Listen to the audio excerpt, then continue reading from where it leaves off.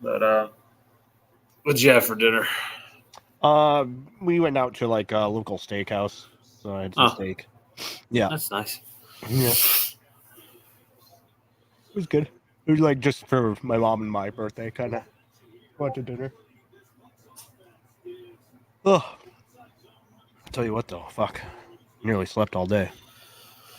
Wish I was sleeping all day. Rather sleep than watch this game. I know the Tampa's offense is a little slow to get going. And the Eagles still have no offense. Yeah, it makes no sense. Well, I mean, watching Jalen Hurts throws, it looks like he's regressed a little bit. I honestly think it's the lack of the offensive coordinator. Oh yeah.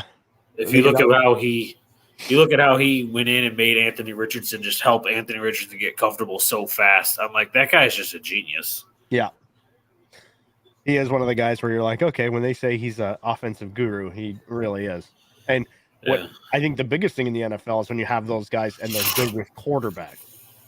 What's up, Tesco? Yeah, especially young quarterbacks, when they help you take that stride, that's huge. Like Frank Reich is great with quarterbacks, but he's not so great with these younger guys. He's always had veterans. So I'm intrigued to see if he's really going to be able to help Bryce Young take that step. We'll have to see. I don't know what that's going to look like, but I don't know. Before we get into it, before we get into football, I know we talked a little bit about the other sports, but I want to bring up the fact that the New York Yankees have officially been eliminated from the playoffs. Yep, I saw that. That fucking made my day. I got to say, it also made my day. I was like, I like seeing that. It's not a bad thing to be reading today. So, yeah. I feel you on that one. I saw that on ESPN today. I'm like, I chuckled to myself. I'm like, that's good. Loved it. Love it. Fuck the Yankees. Always fuck the Yankees. Well, for you, it's got to be especially nice, right? Because they're in your division. And, they're the one team we have a hard time with in our division. Until this year. We've actually done well with them this year. But the Yankees are quickly becoming the Dallas Cowboys. Yeah, I mean, they really haven't won a World Series since, I don't know, A-Rod and Jeter. Right. Mariano Rivera.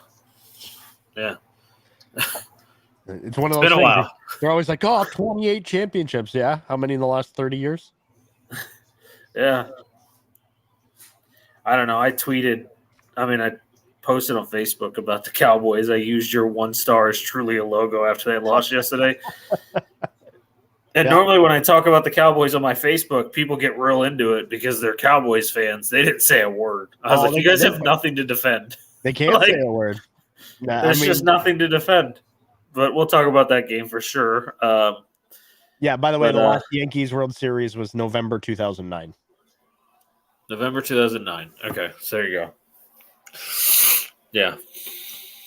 It's been 14 years. Yeah. No, it's just one of those things. But no, I thought that was a like you said, it was a welcome thing this morning. Let's just say that. Yeah. I don't know. Playoffs are getting closer. The O's and the Rays will still battle for first in the division the entire way, apparently. Oh yeah, I'm sure. We struggle with the Guardians every year, so us playing them this weekend really was rough because we took only 1 out of the 3. Granted, the O's haven't been swept since May of 2022, so it's been a year and a half since we've been swept in any division, in any series. So it's nice to know that we've at least made sure we've won a game every series since last year. But I don't know. The Dodgers and Braves scare the shit out of me if we make the World Series. Yeah, and the Braves scare the shit out of me being a Dodgers fan. So let's just have the experience. Like I said, if we make the World Series, I don't even care if we get bounced. We have no experience. Literally, our team's been to the playoffs. I was looking at the roster yesterday. There's not a single player on the team that's been to a playoff game. I was like, well, this will be interesting. Yeah, it's like, okay, how does this go? I think maybe Ryan O'Hearn. That might be where I'm wrong. I think Ryan O'Hearn maybe. I have no idea. So you go from none to one. Yeah, a lot of experience there. Yeah. So I'm nervous about that, but we'll see what happens. I don't think there's been any other big sports news. Hockey started, not the regular season, but at least the preseason's going. So I could give two shits less, and I have no idea when, but I assume the NBA preseason has to be coming up soon if that's the case. It is coming soon, and the only story really from the NBA is that the new front runner to possibly trade for Dame Lillard is the Toronto Raptors. Gross. Yeah. It's like, oh, that's too bad. Yeah. I mean, I'd be happy because I can watch him if I ever wanted to watch a game on the East Coast. I could at least see him. He is my favorite player in the NBA. Oh, one great baseball thing that I did see today, and just like a formerly Twitter, now known as X, was Miguel Rojas, the Dodgers shortstop. He was mic'd up and he was talking to the people in the booth as a ball got hit to him, and as he makes the play, like going to his left, spinning and making a throw, he goes, "Sorry guys, just have to make this play real quick," and then throws the guy out at first. And it's like they were fucking dying in the booth, you know what I mean? I was like, that's so cool. Like he just so nonchalantly goes, "Hold on guys, sorry, I gotta make this play real quick," spins and guns the dude out at first. I'm like, and then he's like, "If I didn't make that play and I was talking to you guys, coach was going to crush me, so I have to make that play." I don't know if you saw it. Bleacher Report rated baseball as the most athletic American sport, like for all the athletes. At least the athletes in baseball is the most athletic athletes in American sports. And I was like, what are you smoking, Bleacher Report? As a baseball guy, I'm still like, nah, bro. David Ortiz is the definition of why you can't say that. Manny Ramirez, like. What's that? Vogelbach comes out to the song Milkshake. Yeah, that dude is a massive human being. But great, he can steal some bases somehow, so I don't know. Yeah, but I don't see that guy running the 40-yard dash like the way some of these linemen can. Yeah. No, I don't either. I don't. Well, yeah, no, because base to base is only 90 feet and 40-yard dash 120. So, but no, I agree. I mean, Bartolo Colon is like a perfect example of what I'm like I understand they have some freaks like Ronald Acuna and Bryce Harper are freaks of nature. I get it. But look at the NFL and you look at some of these guys, like just even the dude out of Georgia, that Jalen Carter, like that dude alone is more intimidating and more athletic in my mind than anyone in MLB. Well, it's not even so like. Okay, I understand how hard it is to hit a baseball that far. Well, yeah, their argument was hand-eye coordination. I was like, that's the one thing. Like that is the one thing. That would literally be the one thing. Like pitching is extremely hard, but like that is true though. I don't see those guys being extremely athletic. You know what I mean? Yeah, but as he said, I mean, a lot of those pitchers do wind up becoming quarterbacks. Like Pat Mahomes was drafted by the White Sox. Yeah, Kyler Murray was drafted by the Athletics. Tom Brady should have gone there. Tom Brady. I don't remember who he was drafted by, but yeah, he was. I don't know why I can't remember that one. But yeah, I understand that piece, but I mean, when you look at the NFL overall, dude, some of these guys like Tyreek Hill, he could be a world-class track athlete. Yeah, you know, like come on, Kershaw and Stafford were high school baseball teammates. Yeah. And at that level, when those guys are going through high school and into college and then college to pro, you're going to have that at some places where these guys are playing baseball because they're top end schools, whether it's high school, college, and then going to the pros. The fact that guys can do it in two sports, if you can do it in one, you can basically do it in the other. Now, can you do it as well as somebody like Dion did? Maybe not, but. So we didn't get to cover it yet because we said we would before the game. Burrow is playing. They've admitted he's not 100%, but he's playing. I'm worried about him. I would not be doing it against Aaron Donald. How's it going, Hit? What's going on, buddy? Not with this line and not with the way the Rams have looked recently. No. I would not be doing it. I agree. But all right, we got a lot to cover. We got a lot of games to talk about, and there's a couple that are going to take some time because there's some things to break down. Now that we're past the first 2 weeks, you're actually starting to see some shit in teams, and it's time to start talking about some of them. But let's go with Thursday night. This one won't take long. Niners, Giants. Giants did what we expected to lose that game, and the Niners did everything that we all expect them to do. I mean, Brock Purdy is he going to be a top end quarterback? Probably not, but he's doing enough for this team to win. He's smart, takes care of the ball. He does miss a couple throws. Debo made a couple drops, which was a little alarming. But that rookie they like out of Michigan started to show up without Ayuk, which means they just have another weapon. Yeah, they just keep getting richer, right? And they're doing it all without Kittle. Kittle's basically doing nothing. He is basically a blocker. Hi, Becca. He's become really basically a blocker for the 49ers. It sucks for fantasy owners, but it's working for the 49ers, so I can't criticize it. We're saying he basically did nothing, but he had 70 catches for 90 yards. 7 catches. I hope not 70. So it's like, oh yeah, that's doing nothing for him, because he gets no touchdowns or whatever. But that was also the best game of the season so far of the 3. Yeah, I know it's only 3, but the first 2 he was just like irrelevant. Yeah. But he has become a really good pass blocker. And you know what? If that's what they need to help Purdy feel comfortable in the pocket, add that extra guy, it's working. So I don't care. The 2 running backs, Eli Mitchell and Christian McCaffrey, as long as they stay healthy, the San Jose 49ers will be perfectly fine. San Jose. I'm calling them it from now on because I was like, where is Santa Clara? Because I know nothing about California. I've only ever been to San Diego. I haven't been to another part of California. So I was like, I'm going to look at, and it's literally inside the city limits of San Jose. And I was like, it's not even in San Francisco. So I was like, I'm calling them the San Jose 49ers. It's true. I mean, that's kind of out there where space is limited. You have to kind of put it where you can, right? Yeah. I know why. I think the team headquarters building is probably in the city of San Francisco, but you can't really fit a new football field because Levi Stadium is only like a decade old. You can't build it inside San Francisco. There's just no room. So I get why. And then the cost of living there, Yeah. Extremely expensive, but yeah. And then I was like, you know what? I wonder if McCaffrey's closer to here, because I don't know where Stanford is. I knew it was in California, so I googled that, and I was like, Stanford's closer to San Francisco than 49ers Stadium is. Yeah, it is. So, I thought that was funny, but that's another reason I'm so happy he's doing so well there because that's his home team basically. I mean, he went to college there. I know he went to Carolina in the draft, but now he's back where he belongs, and he's loving life. You can see it. He's just enjoying football. Yeah, and that definitely helps guys play better, right?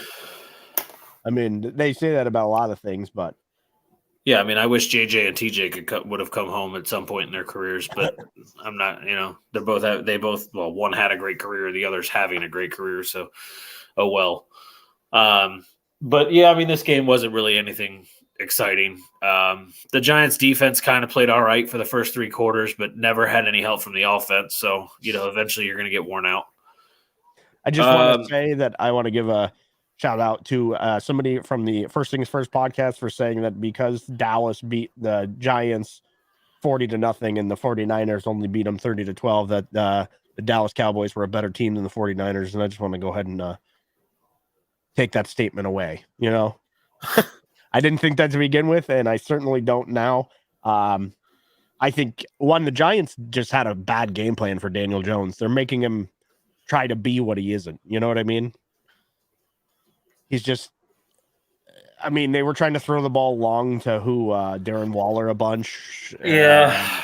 Their game plan wasn't very solid. Not against this team. Yeah. So that's one of the things I was going to say about this, because I was going to break down a little bit of each game a little for at least the losing team, what they need to do. Daniel Jones, what he did last year really well was those intermediate 12 to 15 yard passes. 8 to 15 probably, and then let him run. When he's not comfortable, let him take it down and run. But they're limiting how much he's even doing that this year. And I'm like, you got to let the guy play the way it worked last year. Don't change it up. It works for Daniel Jones. And they don't have the weapons out wide to let him throw the ball deep. Like Darren Waller's a tight end. He shouldn't be your deep option. And they were lining him up at wide receiver on the outside. Yeah, because they don't trust anyone else. I don't know why Sterling Shepard has been thrown to 8th on the depth chart. I thought he was their best receiver, but they have him behind even Jalen Hyatt. Yeah. So I have no idea what that's about because he was their best receiver last year in my eyes. So But we'll see what happens with the Giants moving forward. But the Niners, they really just do what they're doing. The winner of tonight's other game, the NFC game going on, the Eagles and Bucks will be the only other undefeated 3-0 team besides in the NFC besides the Niners. So, let them keep doing what they're doing. The Bengals got Chad Ochocinco and Boomer Esiason out there pre-warming up and getting the crowd all into it. There we go. All right, so the Niners next week play the Cardinals at 4:25, and the Giants play the Sea Chickens on Monday Night Football.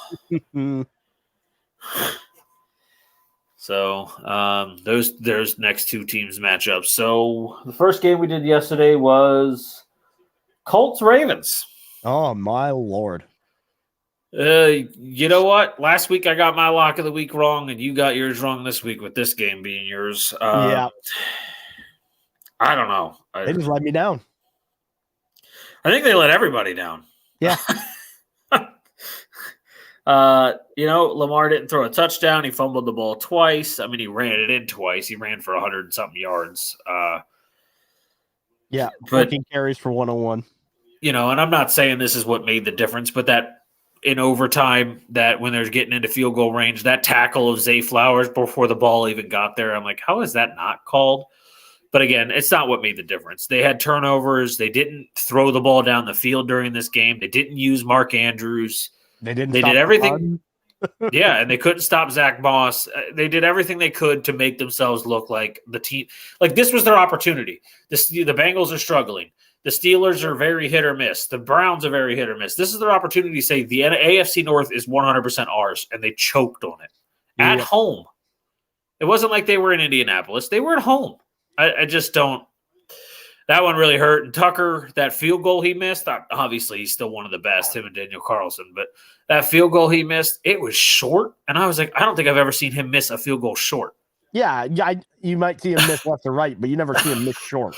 I was like, what the hell was – even the commentator goes, I was watching Red Zone, but even what's his name from Red Zone goes, he missed short? And I was like, right? Like, what is – he was kind of surprised by it, right? He was like, I don't know. That's weird. Because like you said, left or right with Tucker, you get it. It happens. The bad break or the wind or anything else wrong, 1 foot step wrong or the bad snap, all throw off timing. But to me, I was mind blown by that one. But on the other side, for the Colts, Gardner Minshew looked all right. But Zach Moss, man, they really don't. I'm not saying he's Jonathan Taylor, but he fits their system, so you don't need Taylor. Yeah, you really don't need Jonathan Taylor back. So if you can get something good for him, I mean, you take it, right? Yeah. And the rookie, Josh Downs, made an appearance in this game, a big appearance. 8 catches, 57 yards out of really nowhere. I did not expect him to be their number 2 receiver in this game, but yeah, he had a hell of a day. Alec Pierce had a couple catches. It's good to see the offense starting to click. And when Richardson gets back, this team could really be dangerous. That defense is good. The offense, if they can really get rolling, this team might get real dangerous. Indy's got one of the Eagles coordinators, right? Yeah, Stricken, the offensive coordinator. Yeah. Okay. Yeah. He seems to be doing just fine. Yeah, and I don't know who he brought in as defensive coordinator, but they've got this defense clicking. Last year it was a rough defense. This year it's been aggressive. Let's find out. Defensive coordinator. Gus Bradley. Well, that's a hell of a defensive coordinator. Yep. That'll do just fine. Yep. So, I don't know. I was impressed by the Colts and very, very disappointed by what I saw out of the Ravens. I almost made this my lock with you, but I went with like the worst lock. Had a lot of injuries going into, so that could have been a factor. Yeah. Yeah, I mean, that's why we took the Bengals last week, was because of all the injuries, and they had all the same injuries this week except for Odell added in. But this week it just looked like nothing went with it. So, I mean, it could have just been, like you said, bad injuries. Weather was all over the place between wet and windy, and it was all over the place. So, we'll see how they turn it around next week. I don't believe they're not the London team. They play the Browns next week. Ugh. And the Colts, are in an interesting matchup with the team currently playing the Bengals. The Colts play the Rams next week. Oh, that's very intriguing for next week. Yeah, I'm excited to watch that one, to be honest. It's a 1:00 game, too, because it's in Indy, so it'd be interesting. Anything else for you between these two teams? I don't know. No, I don't think there was much there other than like I said, just a letdown from the Ravens for sure. But expect them to bounce back. I think that might be one of their worst performances of the year, to be honest. Every team throws out a stinker. Oh yeah. Jamar Chase is throwing out a whole season of stinkers right now. He just dropped another pass. Jesus. Yeah, he didn't even try. He literally got one hand on it and then stopped. All right. Well, this one won't take long. Third game we picked 70-20. The Miami Dolphins beat the Denver Broncos. I saw a photo that had McDaniel in the stands, and he's like, they were up by so much in the second half that he was letting fans call the plays. Dude, somebody tweeted this morning and said the Broncos traded a second and a first-round pick to get Sean Payton as their head coach, just to wind up losing 70-20 to the guy who used to be their ball boy. Yeah, I mean 70-20. Look, I don't know if you saw this stat. CBS shared it. I didn't double check it, but I assume if CBS is going to post it, it's probably pretty accurate. Through 3 weeks, Tua has the exact same amount of yards, completions, touchdowns, and attempts and interceptions as he did last year through the first 3 weeks. All of the numbers are the exact 100% identical same, including the attempts, which is just very odd to be dead on. But I was like, well, their season solely rests on him if Tua stays healthy. That's the Miami's looks really good. They looked really good last year. But if this guy takes one shot. Yeah, we saw what happened. So I will say this year, Raheem Mostert and David Akane might be the best combo in the backfield in the NFL I heard the best controversy today about this game. Oh, my God, he shanked it. Was they said, our only controversy coming out of this game is whether his name is pronounced A-Chain or A-Chan.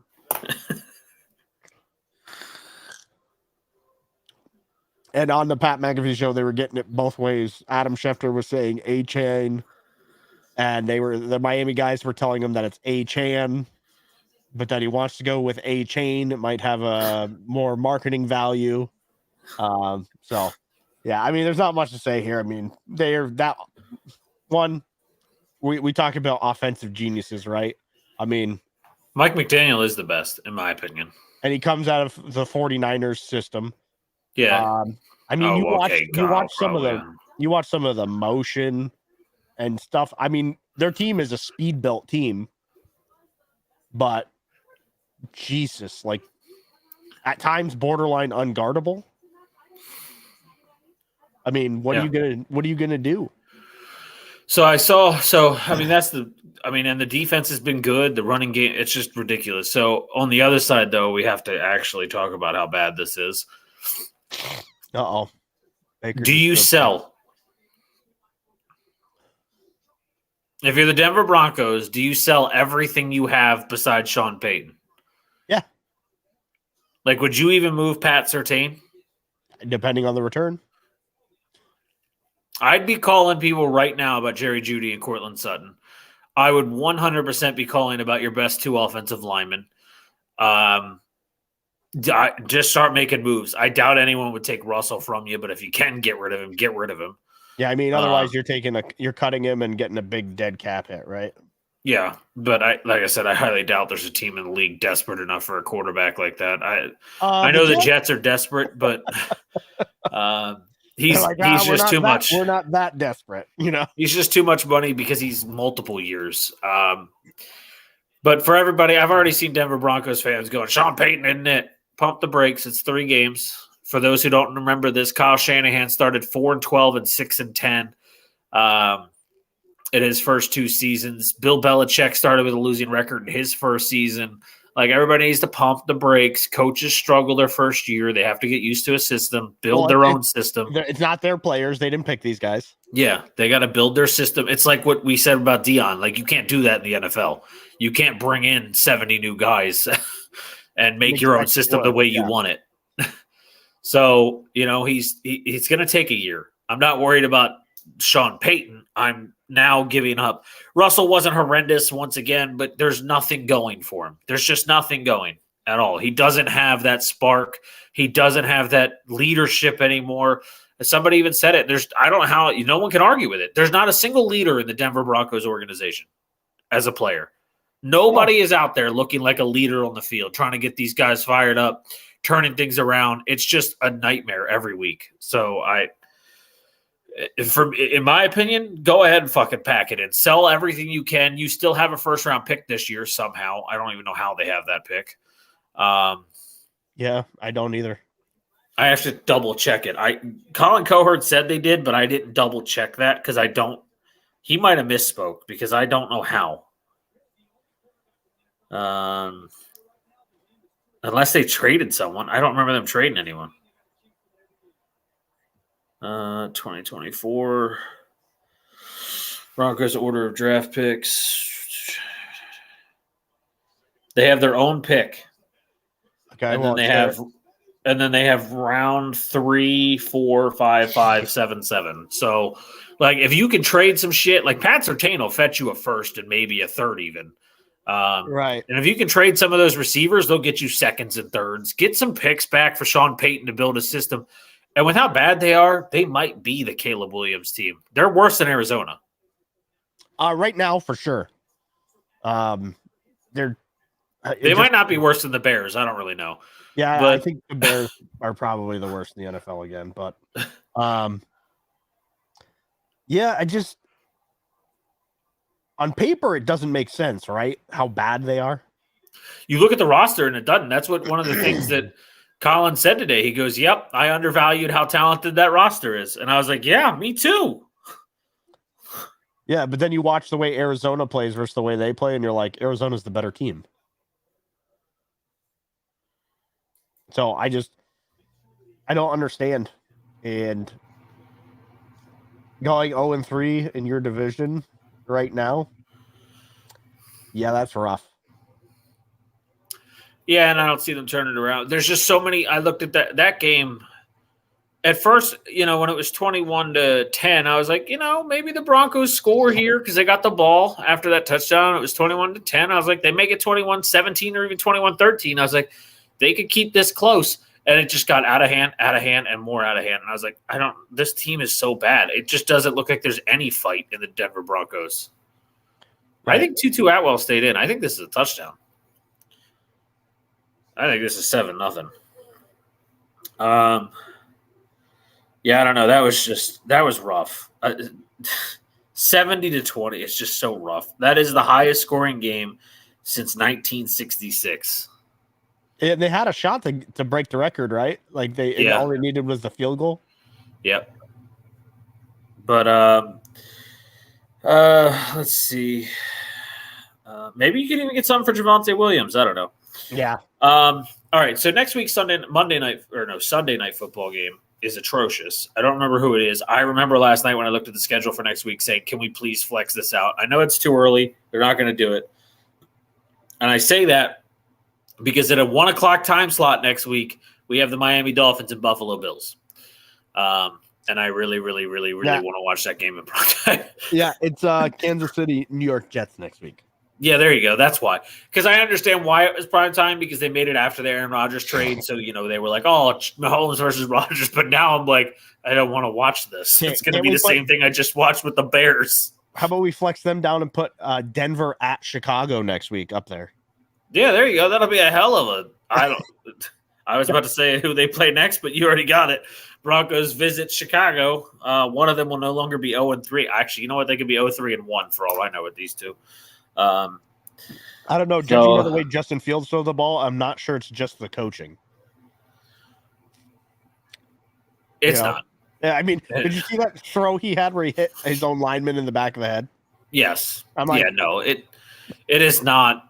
and I know, I've said it, DJ Moore dropped a pass, Claypool dropped a pass, but your receivers only dropped 2 the whole game. That's not that uncommon.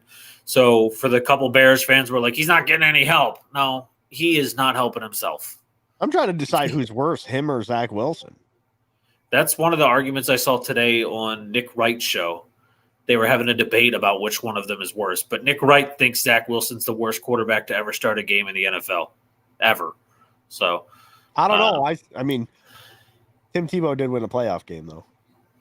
Oh, I was going to say I've seen Ryan Leaf and Kyle Bowler play quarterback, so I don't know. Mark Sanchez butt fumble. Yeah. But, all right, so the next game we have is my lock. Your team, the Patriots, winning 15-10, and what wound up being a pretty decent game, what we expected, a defensive completely. If I'm a Jets fan, I'm so mad. Like, how can you hold the Patriots to 15 points and you don't win that game? Yeah, and it's not that Mac Jones didn't have a decent game. He just didn't do anything spectacular because, like you've said, no weapons. There's just no true number one weapon. Well, and they gave him time. I mean, they protected Mac well considering their injuries on the line. So I think they did well enough there to just barely win the game. But if you're the New York Jets and you're looking at that scoreline, you're saying we held New England to 15. That's a game we should win. Yeah, but their quarterback was 50% throwing the ball, no touchdowns. He didn't throw a pick. He didn't lose a fumble. You know why he didn't throw a pick, Matt? Matt, it's 4th and 10. He threw a 2-yard dump off. I know. Oh, it was 4th and the fact that Saleh said after the game, he is the guy who gives us our best chance to win. I was like, I don't remember who your backups are, but there's free agents out there or people on practice squads. Tim Boyle. That's right, the fucking former Packer. Yeah. I was like, there are guys out there that give you better chances that you can just take out of free agency or even off of practice squads. Carson Wentz, call him up. That's what I said. I've said Carson Wentz. Obviously, I said Andy Dalton, but I'm not going to go there because Carolina's not going to move off of him at this point. Did you see what's his name there? Matt Ryan said, nah, no thank you. Yeah. I don't play him behind that line. He would just get fucking hurt. Yeah. That's why I don't think Rivers is going to take that. No. But I've seen a lot of people predicting that the Vikings get a phone call from the Jets, but I just don't see it. What to the Vikings? What does that mean? That they're just going to straight pack it in? You know what I mean? Like, I mean, they're 0-3. He's only on a 1-year deal. I'm like, I could see the reason for people thinking it, but if I'm Kirk Cousins, I'm like, please no. That line is worse than the Vikings line. So and he doesn't have Jefferson. I know Garrett Wilson's phenomenal, but he's not Justin Jefferson. Oh no, he definitely isn't. He has a better chance to win with the Vikings than he does with the Jets. I mean, you don't have to play the Dolphins and the Bills twice a year in the NFC North. You have to play the Bears twice a year. But again, I don't know. I know I've seen a lot of people predicting that that's going to happen, but I don't see it. Because it's a 1-year deal, so they wouldn't have to worry about him competing with Rodgers or anything else next year. 3-0 Rams, by the way. They didn't give Tutu that touchdown. And Jalen Hurts just threw a pick. Oh boy. But 10-3 Eagles right now. But yeah, I mean, I don't know. It was a defensive showdown. I mean, really, honestly, the thing I was most impressed by in this game was Zeke. Yeah. It was the first time he got to really show anything this year, right? Yeah, I was disappointed by Bryce Hall. Yeah, he was or Breece Hall, sorry. I mean, again, you're playing behind that offensive line, so how much does that have to do with it? And the Patriots are great for taking away your top weapon. And I know Garrett Wilson's technically their top weapon, but with Zach Wilson as the quarterback, he's not. You know that you don't have to really guard him because the ball's never going to get there. Yeah. And the turmoil on the sideline is another big problem. I mean, Michael Carter had a hissy fit. Garrett Wilson had a hissy fit. And so did the guy we both love, the defensive lineman. One of the Williams brother. Yeah. Fucking got real upset and got in the Quinn defensive coordinator's face. Yeah. And I was like, man. All these These guys are doing everything they can. Like you said, they held the Patriots to 15 points, but the offense isn't moving the ball. I understand his frustration. Yeah, I think the biggest thing working against them is that this week they played Kansas City. Otherwise, Tim Boyle might be playing. Yeah, and Kansas City might chase Zach from this game pretty quick. I don't know. I saw one that was like last year they had a Jets quarterback seeing ghost. This time they got him sacked by one where he just fell down in the pocket. Yeah. And that game was messy too. You guys probably would have had 20 something because I think Ryland missed 2 field goals because of that weather and the wind and how gross it was out there. But yeah, I don't know. The Jets are in a lot of trouble. As you said, they play the Chiefs this week on Sunday Night Football, and then the Patriots play the Cowboys. Interesting game, I think. I 100% agree. I actually am going to have a hard time with that one. I feel like the Cowboys should bounce back, but I don't. I'd like to see how healthy the Cowboys' offensive line is and how healthy the Patriots' offensive line is. Yeah. All right, next game, Texans-Jags. Big surprise here, but I'll tell you what, CJ Stroud just keeps putting up numbers and not throwing interceptions. Like I said to you, I think he's going to be the first Ohio State quarterback that will actually be him. I think he's going to be a franchise quarterback. And I think Houston hit the nail on the head with DeMeco Ryans. That team is playing very good football behind him. Yeah. They've been in every game. They were in the Ravens game. They've been in their games. I think they're going to stay tough to beat. Apparently, they just have Jacksonville's number. We texted about it during the game. We didn't know that they were 20-5 against them in the past 10 years. Yeah. But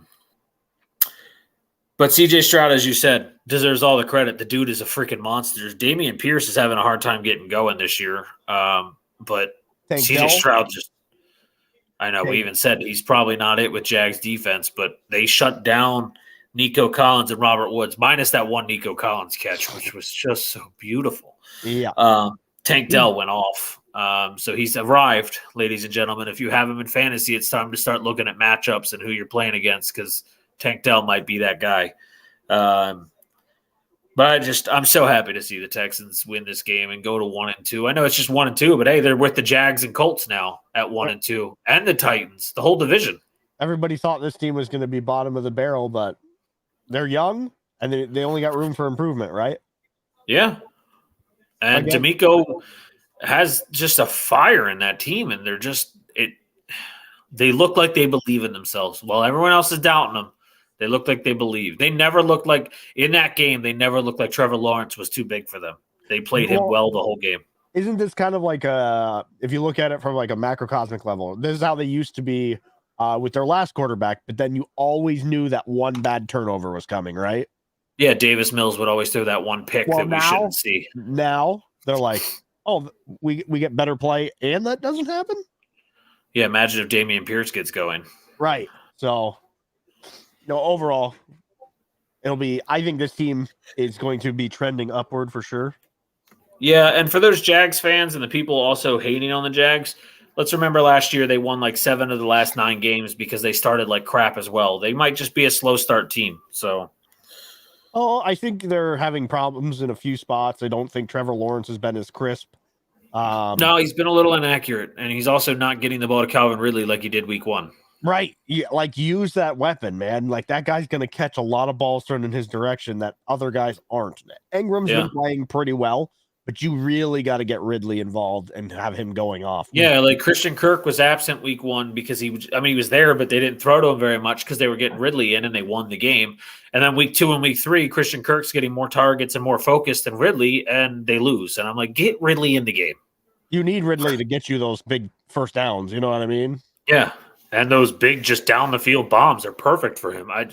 You just got to get him in the game more. But Jacksonville turned it around. I don't know when because I don't know who they play. Oh wait, they're the London game. They're going to London for the next 2 weeks. So they have the London game this coming week, and then they get the Bills in London, which works in their favor because they're already going to be over there. Buffalo will have to travel. So I don't know. Off of a tough Miami game, Buffalo. They play the Falcons. That's the Toy Story animation game where they're going to animate the game live while it's playing. The Falcons Jags this Sunday on ESPN Plus. Can't wait for that. I'm actually really want to watch it. It's 9:30 in the morning. I'm not even joking. Like I'm legit excited about it. I'm like, yeah, they'll have the regular game on NFL Network or whatever network they're going to put it on. Hold on, I can actually tell you guys. ESPN Plus and NFL Network. So they'll have the regular game on that, but you can watch the Toy Story animated version of the game. So like as the game is going on, they will be animating the game live, and it'll look like Toy Story characters, but the NFL players. And they're somehow going to pull that off live, and I'm curious how that's going to work. Kind of like they did the Nickelodeon and the slime and shit like that on Amazon. Yeah, but like even the players are going to be animated. So I'm like, I don't know how you do that the whole game. Well, so I'm really intrigued. I'm really excited to see how this looks. Listen, AI is a wonderful thing, right? And it's just getting so crazy advanced that we just like NYPD yesterday announced that they have a police robot now who just walks around or patrols the not walk, it rolls on wheels. It's only one metro station. I don't know which, and it's just going to see how it works first. All right, we've seen this movie though, and Skynet. I don't want that. Okay, I know, right? All right, I don't need them telling me I'm going to commit a crime 3 years from now and locking me up because of that. Okay, I've seen that movie as well. But yeah, the Jags play the Falcons in that cool London game next week, and the Texans play another interesting matchup with the Steelers next week. So that is interesting because one, the Steelers can't score points, and two, their defense is the real deal. They're kind of like another Jets team. They're like, how long are we going to let this kid throw the ball into the ground? Yeah, I mean, his stats are definitely buffed from those little 8-yard pass that he had yesterday that turned into a touchdown, and the week before the 12-yard to George Pickens that he ran the rest of the way. Like his stats are getting a little pretty because of those big bombs, but other than that, he's terrible. But we'll get to the Steelers game. Titans Browns. I couldn't have been more wrong. Titans Browns this is one where I said the Browns that defensive front's going to stop them, right? 27-3, yeah. Derrick Henry had 2 yards. Derrick Henry, 11 runs for 20 yards. Oh, okay. Interesting fact. I didn't tell you about this on Sunday, but yards prior to contact, Cleveland Browns offensive line is best in the NFL at -37. The next best team is +94. Jesus Christ. They are penetrating unbelievably well to stop the run. Well, and Myles Garrett, man, 3.5 sacks. He was terrorizing the game. They had to burn a timeout at one point in the game because they tried to use a tight end and receiver to follow him around as a blockers. They wanted to double team him with a tight end and receiver off the edge. So Myles Garrett saw it, and he got up and moved to the left. He ran all the way around to the left side. So those two ran across the line. Myles Garrett went back to the other side of the line. So those two had to chase him back. And by then the play clock was at 0. So they had to burn a timeout. Yeah, he's that disruptive. That's what he's there to do. Man, the dude is a freak of nature. 3.5 sacks for that dude. I did predict he's going to break the sack record this year. So at least he's starting to put some work in. Yeah, Titans fall to 1-2. I don't know. This defense was getting exposed. Deshaun Watson looked good. I thought he was going to have a bounce back game there. It kind of threw me off that which is what you said. You actually said it on the stream. Yeah, the Titans have a good defense. They were just primed to, give it up, I guess. I don't want to call them frauds, but I think you and I both got to it early ahead of the season. We were like, they're going to be one of the worst teams in the NFL. They just have no identity. The Titans? Yeah, I mean, they're going to live on defense, but not after that performance. Yeah, I mean, Deshaun Watson was 6 incompletions. He was 27 of 33 for 289 yards, 2 touchdowns, no picks, no fumbles, only sacked 3 times. They couldn't run the ball, but you can't run against Tennessee. Jeffrey Simmons is a stupid freak of nature. Yeah. You're not getting through him. But Amari Cooper went off. Donovan Peoples-Jones had a pretty nice game. Elijah Moore appeared. They just couldn't stop anything in the passing game, which is going to be a problem for the Titans moving forward. Yeah, and I mean, I think they're with Cleveland. You have Jerome Ford just kind of really getting going. So you're not going to be top notch on the run, right? Yeah, I don't know. I'm worried about the Titans here at this point because I think they're the worst team in their division. We predicted them to be, but I think it's worse than I thought. I thought Tannehill, like again in this kind of game, because the Browns are shaky in the back. Like if you can get past that pass rush, they're a little shaky. They remind me a lot of the Cowboys defensively. They're really good up front. They've got a really good top corner, and then it's kind of shaky. And that's how I always feel about the Browns. But I was like, Tannehill couldn't do anything in this game. He was running for his life, but he also just, even when he was throwing the ball, it wasn't accurate. Yeah, he's brutal. He's the guy but they that don't you have to anyone. It's not like I can look at the team and go, "Oh, we'll go to the backup." Malik Willis, we saw what he is, or and Captain Mayonnaise. Will Levis is not even been trusted to be the backup. He's literally listed as the emergency third, so I assume he didn't look great in preseason. So the Titans are in a world of trouble moving forward. Which sucks because I know a lot of people are going to be like, well, is it time for Vrabel to go? No, he just needs Vrabel's fine. Vrabel is fine. They need to figure out some offensive things. I mean, they've lost 2 offensive coordinators in the past little while, which hasn't helped. Matt LaFleur was a Vrabel guy, and so was Arthur Smith down in Atlanta. They both were offensive coordinators back-to-back after each other in Vrabel's system. So, they've lost that spark, and I think that's hurt them a lot. But the Titans are in a lot of trouble. They play a team currently playing next week. They play the Bengals next week. Puka Nacua made a one-handed grab a minute ago. And the Browns play the Ravens, as we said, next week. Very interesting game there. We're going to have to that one could be a lot closer than people think.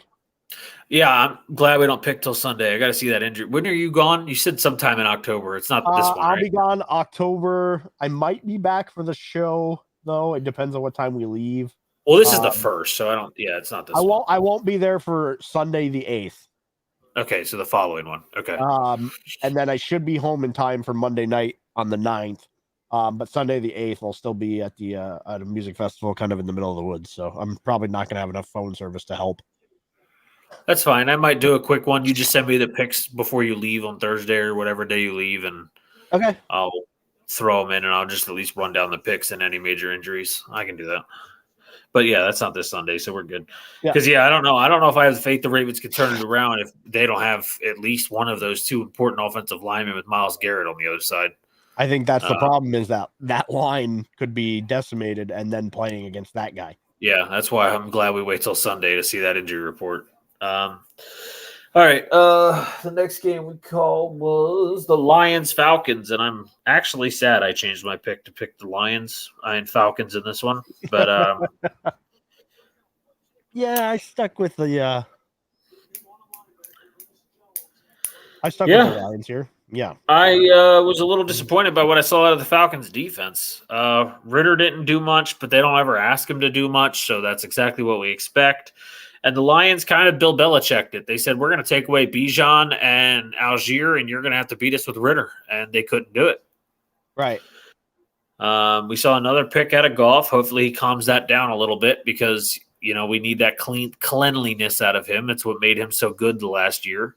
Yeah, you kind of need that just for all of Detroit, right? Like, Detroit makes stupid mistakes. Yep, but he had a rushing touchdown, which I've never seen in my life. I did see that. That was hilarious. And Jahmyr Gibbs looked all right. Amon-Ra St. Brown and Sam Laporta is the best rookie tight end. There's no one else. For sure. I mean, he's already had his breakout, and now he has cemented himself, right? Like, yeah, I mean, I know Dalton Kincaid and Luke Musgrave, and you got Michael Mayer. They can all become something, but they're farther away than Sam Laporta was. And as I texted you during the game, if you look back at the history of Iowa quarterbacks, you got Kittle. I know he's not doing much in Seattle, but that's because they use 3 different tight ends. But Noah Fant, Albert Okwuegbunam. Oh, you're talking about tight ends out of Iowa? Yeah, what did I say? Sorry. Cornerbacks, I think. I meant tight end. Sorry. These tight ends out of Iowa have been just absolutely freaks of nature. And they just this year got a 5-star recruit to Iowa at tight end. Yeah, so, I mean, they're just corn-fed boys. Yeah, they're just getting these beasts out and pumping out. And Sam Laporta is another one of these just Iowa guys that just seems unstoppable. So Good for the Lions. Pretty excited to see their game this Thursday night in Lambeau. I think that's going to be an interesting game. But we got on the other side, Atlanta, man. They're one of those teams where you want to believe in them, but you also don't. It's so hard because, like, they have the talent at wide receiver with Drake London. They have Kyle Pitts hanging around, and you still have those two beasts at running back, but then you have Desmond Ridder, who just is not looking like he can carry a team when he needs to. People are going to shit on me for this, but Heineke might be playing sooner than later. Who? Isn't it Heineke? Isn't he the backup? Oh.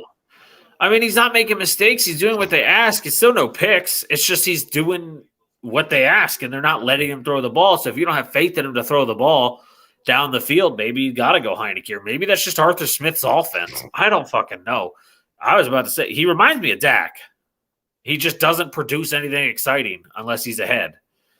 Yeah, Dak from behind is a terrible quarterback, but there's just nothing exciting out of Desmond. I'm like, come on, buddy, get to that next. Like what I saw at Cincinnati was so good, and now I'm like, it's like the meme with the stick. Do something. Yeah, exactly. But as I said, Detroit plays Green Bay Thursday Night Football, so we'll be picking that tonight before we go off the air. And the Falcons are part of that Jaguar cool ass Toy Story game next week at 9:30 in the morning. So we will have to pick that game too. Tonight. But all right. Speaking of the Lions' next opponent, Saints Packers, 18-17 Green Bay wins thanks to another Notre Dame, just a bad weekend for Notre Dame players. As Blake Groupie misses a 46-yarder to give them the lead with a minute left. Green Bay stormed back from 17-0 to win 18-17. On the Saints side, they lose Derek Carr. You were the one that told me this, AC sprain. Yep, not as bad as they initially thought, so that's probably the best outcome. He'll probably miss multiple weeks. But yeah, I saw Rappaport isn't sure on a timeline yet. Jameis looked fine. I think Jameis is a great quarterback. Not great, but I think he's a good quarterback. I think he's better than people lead him on to be, And yeah, he makes mistakes, but okay. He's essentially Dak Prescott. Like, I would make that comparison. Yeah, he has a bigger arm. Yeah, a much bigger arm. So that's a big loss for the Saints. Their defense still looks god tier. They need Kamara back pretty badly, in my opinion, which they get him back this week. To the flip side, Green Bay came back. Still no Aaron Jones, still no Watson, still no Bakhtiari, Elton Jenkins, or Jair. I'm hoping we get at least some of them back for Thursday night. Otherwise, we're going to get run over by the Lions. But I got to say, Jordan Love made that first half, I was like, dude, he don't look like it anymore. He looks all over the place. The pick was a forced pick. I don't know what he was doing. Then he clearly missed some throws, and I don't know. But he settled down. Maybe it was because it was his first game as a starter at home, and it was the nerves. I don't know, or just the Saints are that good defensively. But I had moments in that game where I was like, oh, I'm starting to worry about Jordan Love. And then that fourth quarter, the dude didn't fucking miss. Yeah, he just kind of turned it on, which was good. Again, I was like, all right. I don't know if he's a great quarterback. I know he's better than Desmond Ridder. I think he's the second best quarterback. Well, maybe not. Kirk Cousins is still probably better. I feel comfortable with him in our team. I think we need to get him. He needs to get his weapons healthy, and he needs to get his line healthy. And then I would like to see what he is. But I do worry that he isn't the long-term franchise guy that we've all gotten used to in Green Bay. But he can still take those steps. I mean, it's his first year as an actual starter, so it's going to have ups and downs, and that's what I'm expecting this year, are ups and downs. The fact that he turned that massive 17-0 down into a win, I'm very thankful for. It gives you hope, right? Yeah, and that back shoulder throw to Romeo Doubs, that touchdown to take the lead, that was as good as it gets. That's a real throw. That's a real throw.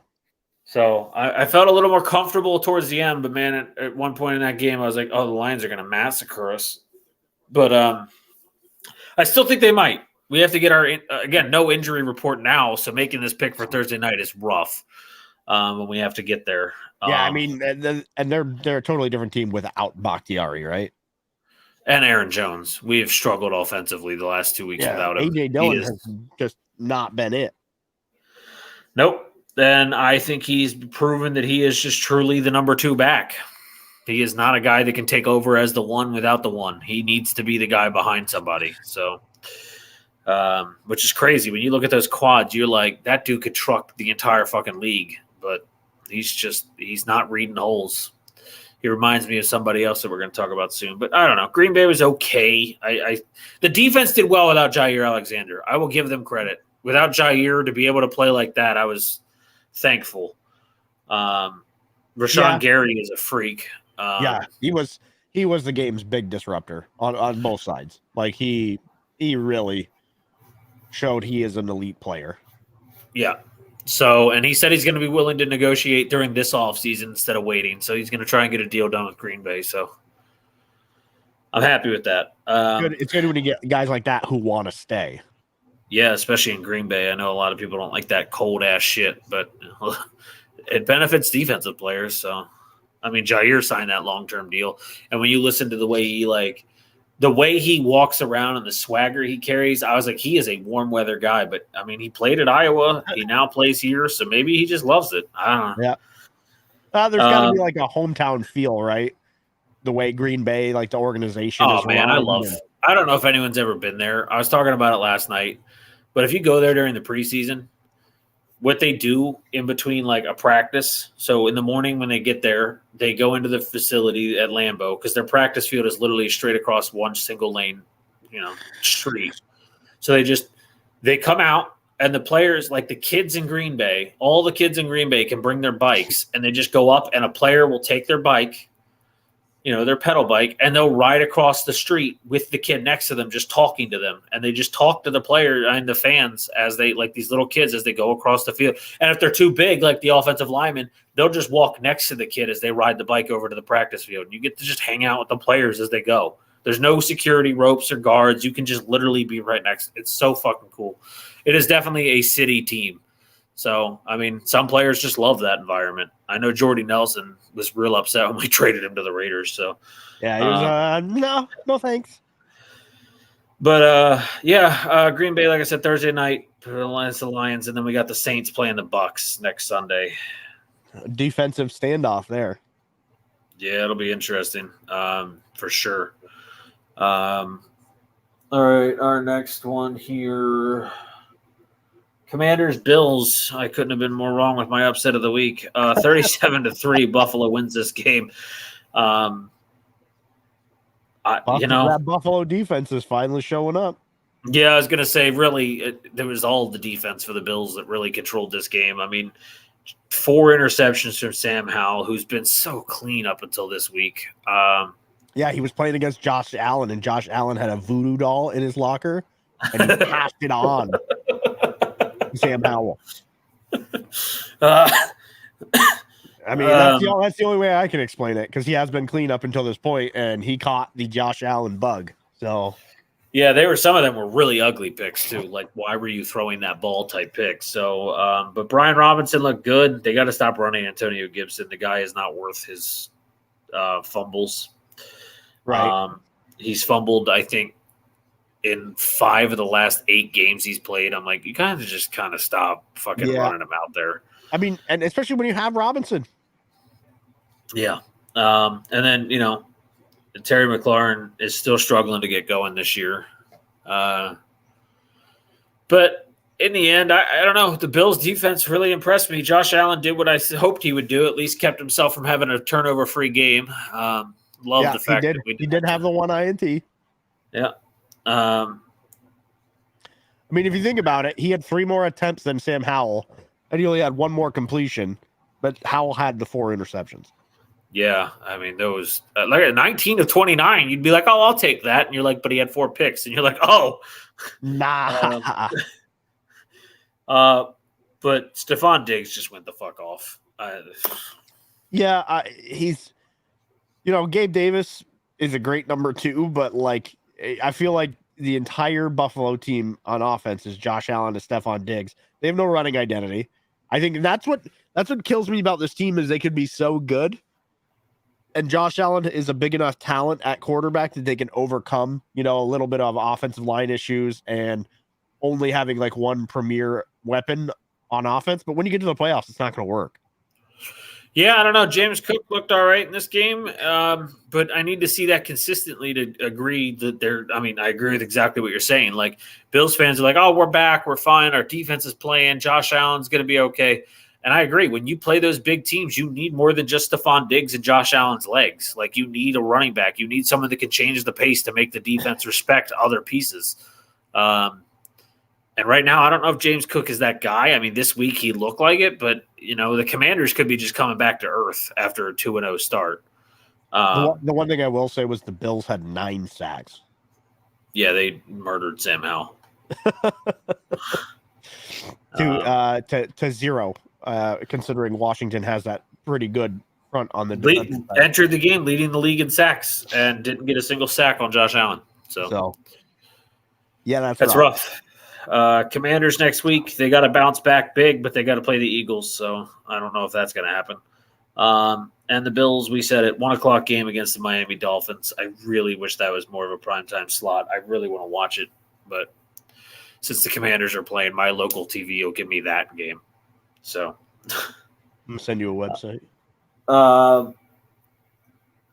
What did we just do? All right. The game that we couldn't figure out who was going to win and the team that won maybe didn't deserve a win. I don't really know. Chargers Vikings. I don't fucking know. Yeah, that's a weird game through and through, all the way through. 28-24. The Chargers finally get their first win of the season to move to 1-2, dropping the Vikings to 0-3. Poor Justin Jefferson would have been the first player to start a season with 3 games with 150 yards receiving. Finishes with 149. Yeah, amazing, right? But on the other side, Keenan Allen, 215 yards receiving. Basically unguardable. Mike Williams, 101 yards receiving and then tore his ACL. He will be out for the year. I hate to say it, but I just had a feeling that was coming to one of their receivers this year. It's Quentin Johnson. The rookie receiver, Quentin Johnson, is going to have to step up big here. Joshua Palmer also will have to step up.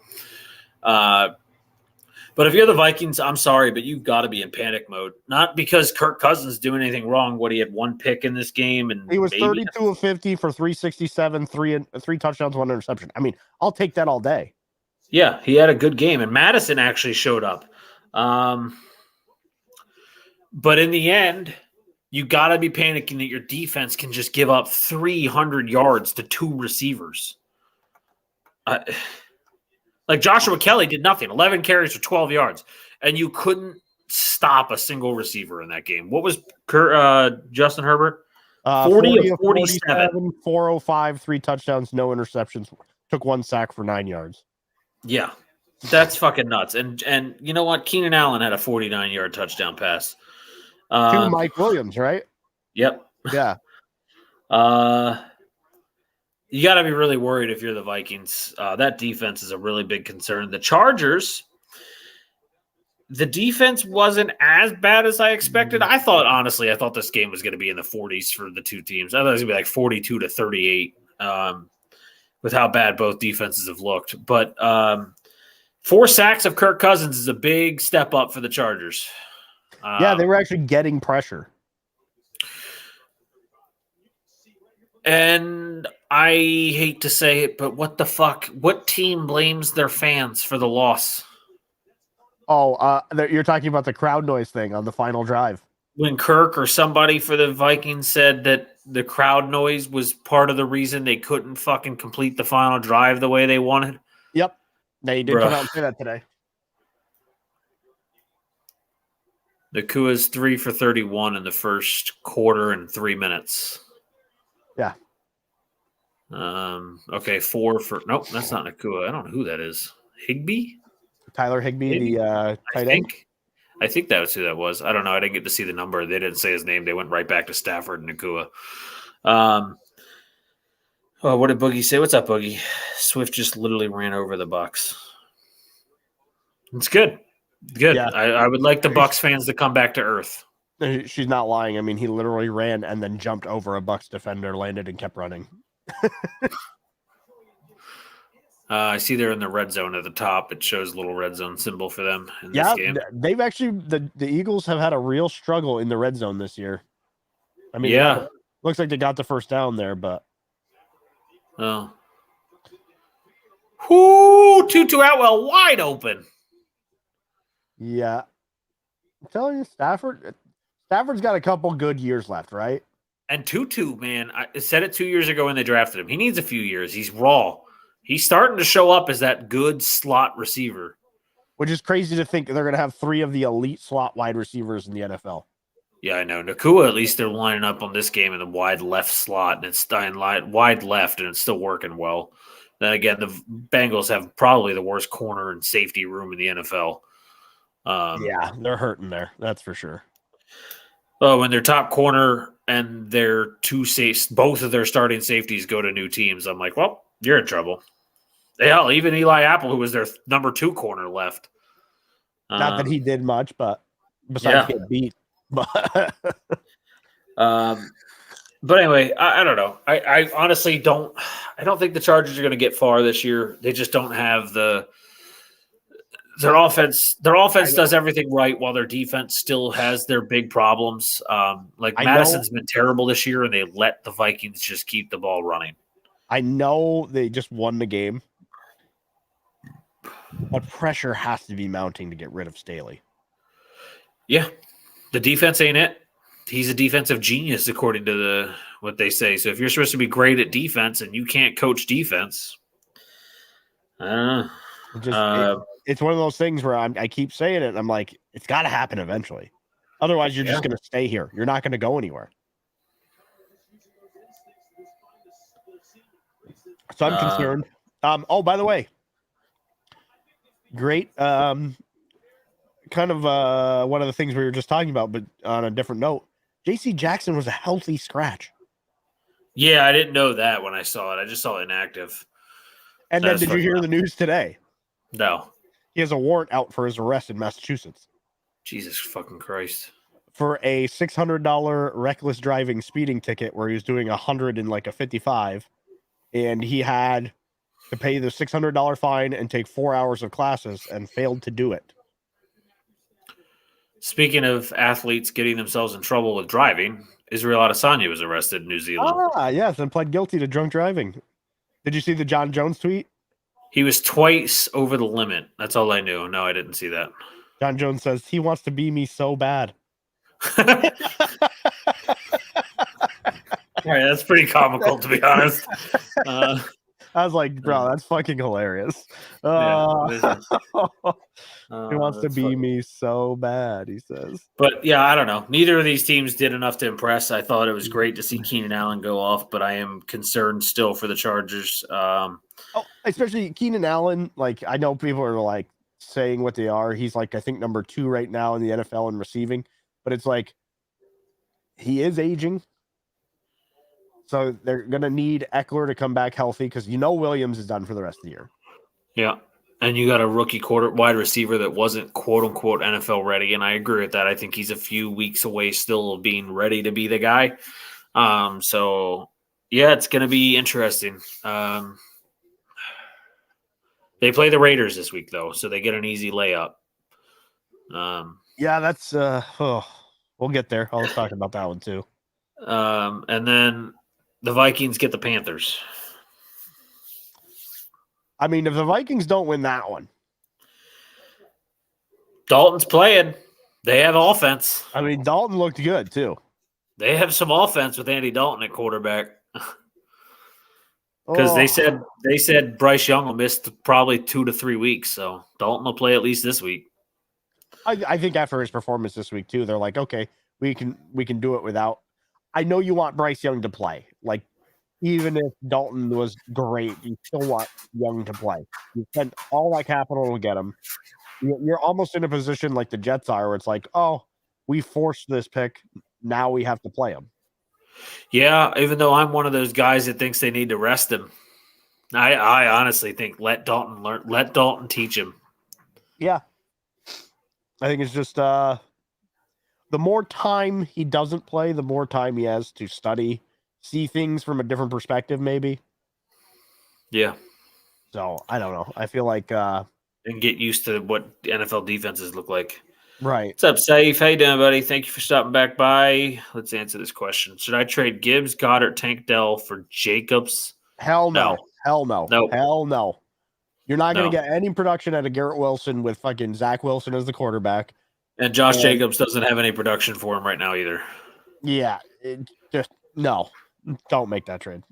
Yeah, I traded Jacobs in our league for Tutu Atwell and Jonathan Taylor, and I don't regret it a second.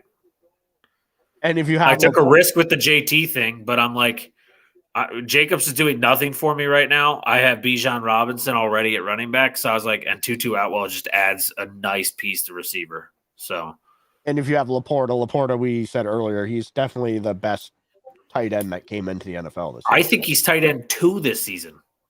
He might end up that way. Behind Kelsey, I don't know who else to even say is ahead of him. I mean, what? Maybe Mark Andrews goes for that spot if eventually? He starts playing. I mean, I know he's playing, but he's not even getting the ball. So I'm like, yeah, Laporta's a fucking nut. But no, I would not make that move. Gibbs is going to play at least probably this Thursday night as well, because I don't think Montgomery's going to play. So the only thing you'd be really and Tank Dell is going to go off. That's not going to be a thing. That is, he's going to be their new.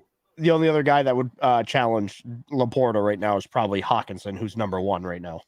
Oh, yeah. Okay. Yeah. Hawkinson. Yeah. Because Kelsey missed a game. And he's been a little slow both weeks. So, yeah, right now it goes Hawkinson, Laporta, Hunter Henry, Evan Engram, Travis Kelce, George Kittle. Yeah. And then Donald Parham. Mr. Touchdown for the Chargers. He's 6'9". I know. You just get him on the goal line, you just throw the ball his direction. Yeah. I remember seeing him in the XFL that year before he got to the NFL, and I was like, dude, you're fucking huge. Well, and the crazy thing, he's got good hands for that size. Yeah. He has no speed, but again, hands and size. That's all you really need in the red zone. So, but no, I definitely no. Like Garrett Wilson's exciting, but again, Zach Wilson's his quarterback, and Tank Dell is going to outperform Garrett Wilson now. With CJ Stroud, Tank Dell will outperform it. Oh, yeah. By the end of the year, for sure.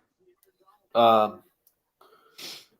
next game we talk about is the Panthers. So the Vikings' next matchup. The Panthers visited Seattle and wound up being a really good game. Yeah. Andy Dalton, 34, 58 for 361, 2 touchdowns, no picks, 3 sacks. That's all he suffered. One was Brian Burns, not Brian. That was Geno Smith that got eaten by Brian Burns. Miles Sanders did nothing. But Adam Thielen, I said it. Adam Thielen, and you might see, I actually said Adam Thielen and Mingo wound up being Adam Thielen and Shark. But with Dalton as quarterback, they're going to really start to see some production in the next couple weeks. Yeah. And he went off. I mean, it helps no Reek Woolen to cover Adam Thielen. Yeah, that's true. But no, I think Carolina might actually, benefit these next couple of weeks of Dalton, just to give him some veteran leadership, and it'll give him a good arm that isn't afraid to go down the field and knows how to face pressure. He's been under plenty of pressure in his career at quarterback. So, and has one of the best, play in the background shots ever from last year when he played with the Saints. Yeah, and he has the best hair. Like he just does. That hair is a red legendary. Rifle. Yeah, I think, again, like you said, Carolina's serviceable with him at quarterback. They just couldn't stop Geno. Kenneth Walker had 2 on the ground, nearly 100 yards on 18 carries. Carolina had no run game whatsoever. Yeah, Carolina needs to figure out how to get a run game going. That's why they were so good last year, even when they were bad. Like they finished like 6-10 or 6-11 or 7-10. 10. I don't remember which, but they were still up there. They were competing towards the end of the year for that playoff spot with the Bucs, and it was because Donta Foreman and I don't remember who, Chuba Hubbard, were running the ball really well. And then their quarterback play just had to be mediocre, and it was, and they were fine.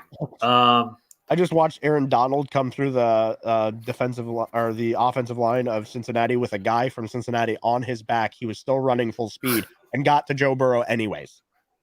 I missed that play. The Cincinnati guy was hanging over his back trying to take him to the ground, and he just ran at Joe Burrow. Which would have been a hold. Because you're not allowed to tackle from behind on the offensive lineman. Oh, I mean, he was legit. He rode his back and helped sack his own quarterback. Yeah, but Carolina, I mean, everything's going all right besides the ground game. Get the ground game going. You'll be all right. I'm not worried too much about the defense. I mean, traveling east to west is not easy either. But when you play, DK Metcalf is a hard cover. And for some reason, I don't know if it was a confidence thing because Donta Jackson didn't cover DK in this game. It's the speed thing. I'm sorry. I know why. They put him on Lockett because Donta Jackson's their fastest corner, and they wanted him to slow down Lockett. So then they let, Metcalf feast on whoever their number 2 is. Yeah, 6 for 112 for DK. Yeah, that's pretty good. Yeah, in Seattle, Geno was Geno. Wasn't spectacular, wasn't bad. And Kenneth Walker has arrived. And Charbonnet was actually really good in the back as backup. 9 for 46 isn't bad for your number 2.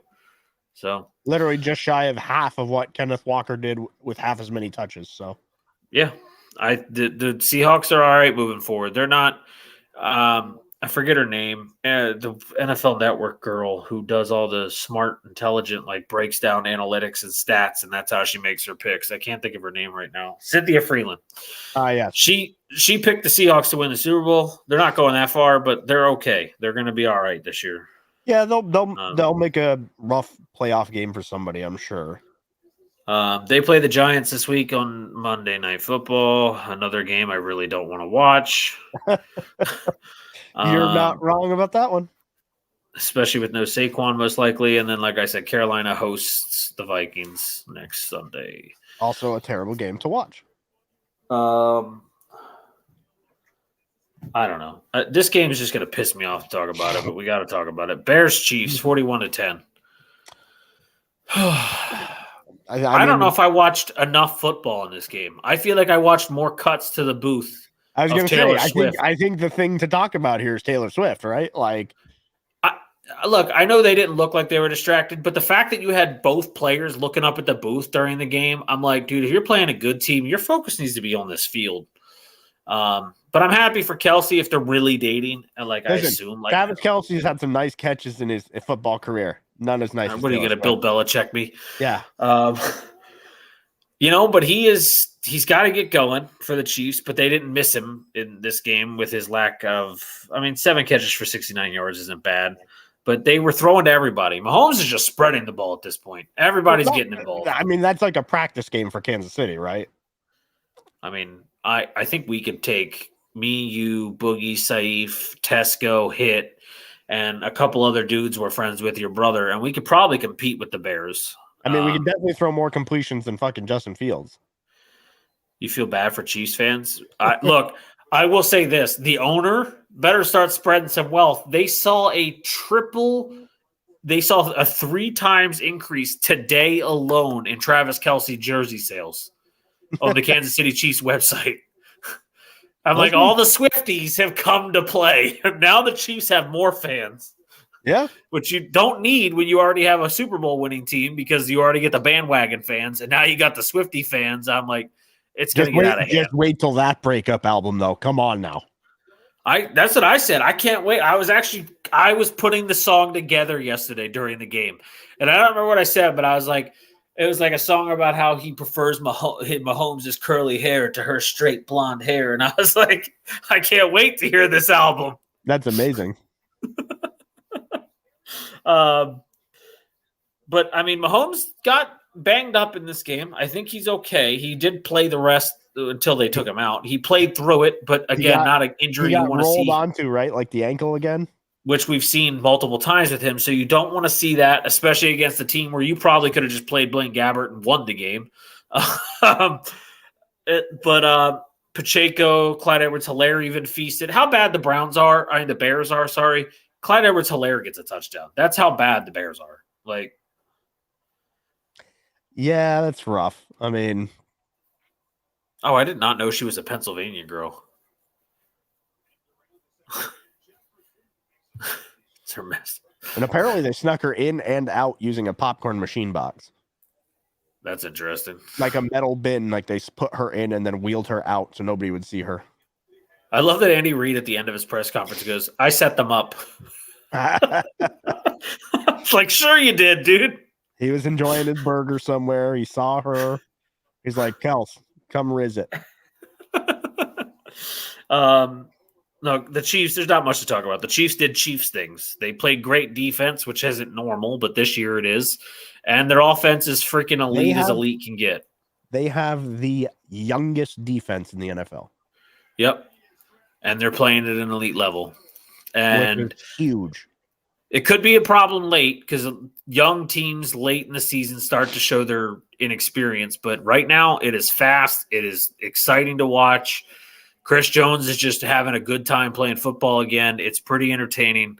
And the Chiefs offense, like I said, Mahomes is just like, all right, let's not rely on a single receiver. Let's just throw the ball to everybody. And it's working. So he threw to 10 different receivers this game. I think it was 12 the last game. Yeah, he's just spreading the ball out. Besides Miami with Tua healthy, this is the best offense in the NFL in Kansas City. So they're fine. They're going to be perfectly. I think they're a Super Bowl contender for sure. On the other side, they're a Caleb Williams contender. I don't fucking know. Justin Fields didn't even get 100 yards throwing the ball. Didn't get 100 yards throwing the ball, 3 sacks. He was their leading rusher with 11 carries for 47 yards, so they suck running the ball as well. And then they can't stop anything. Like, they get no pressure. They had 0 sacks. Oh, they didn't even have pressure the whole game. Yeah, it wasn't even like, oh, Mahomes is just pulling the Mahomes things. There was just no pressure. There was times where he just stood there. And I was like, bro, the Bears, this could be an 0-17 type bad team. Like, they're that bad. This defense, it's not like, you're like, oh, well, they all, a team can win a game anytime, right? People always say that the Bears defense is so bad that unless the offense can pick up something, I don't know if they can win a game. Yeah, I honestly don't. No, I can't picture them in current form winning an NFL game. Yeah. Like we were saying, I literally watched Justin Fields throw at a wide open receiver, but hit his own lineman in the back of the head while trying to throw to that wide open receiver. Yeah. It's bad. You know what? They could win a game. I forgot. This week they're in Denver. I mean, in Chicago playing Denver. They could win a game. I don't fucking know. This is also a game where Pat Surtain could have 5 picks. I don't fucking know. And the Chiefs get the Jets on Sunday Night Football. I keep reminding myself of that, and I hate myself for it. Yeah, that's going to be brutal. All right, the next one here. Upset of the year already. The Arizona Cardinals win 28-16 over the Dallas Cowboys. And I haven't heard a Cowboys fan today, and it's been a glorious day. I really wanted to watch Skip, but I forgot. Yeah, it's a bad day to be a Cowboys fan. That's for sure. There was 0 excuse, except for the fact that Dak ain't him. He ain't going to get you a Super Bowl run. Cowboys, I know you can have a bad game, but this is a team where you can't sit here in the clutch moments of the game with 4.5 to go, down 12, and you're in the red zone and you throw that interception he threw. It's just another Dak interception that we're like, there's Dak. He was 2 of 9 in the red zone. They were 5 red zone trips for 6 total points. Yeah, that's bad. That's just like, and I don't know whether to blame McCarthy for conservative play calling. Like, I don't know where to take this, but it just wasn't good at all. No, Tony Pollard was great. Other than that, it seems like Dallas is much better at home too on that fast turf they have than when they go play on the road on grass. Yeah. And they couldn't. All right. So there are things to note in this game. 3 offensive linemen out. Yeah. He was only sacked twice, surprisingly, which is the same amount of times Dobbs was sacked. One of them was a good Micah Parsons sack. But I do want to note, as they even said on the air, the one way to beat Micah Parsons is have your running back run towards him. He is a terrible run-stopping edge rusher. And he is absolutely horrendous at sealing the edge. So they ran James Conner down their throat of the Dallas Cowboys. James Conner looked incredible yesterday. 14 carries for 98 yards, averaging 7 yards a carry. That's a crazy good stat line for James Conner. Josh Dobbs, he's not doing anything spectacular. He's just doing good. Yeah.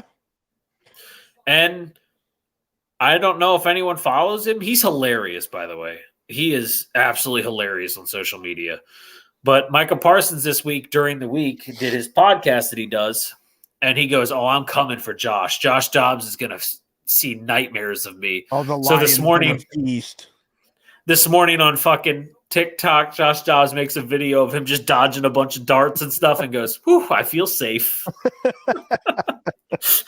I was like, this guy is just so funny. But hey, look, good win for Arizona. A really good win for Arizona.